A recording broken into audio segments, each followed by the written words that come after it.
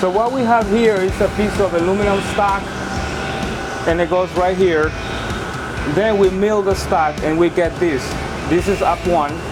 Once we finish up one, we deburr it, and then it goes to second holding, which is up two. And it goes inside this pocket, and it fits perfectly like that. And then we screw it in, and then we start milling inside the part.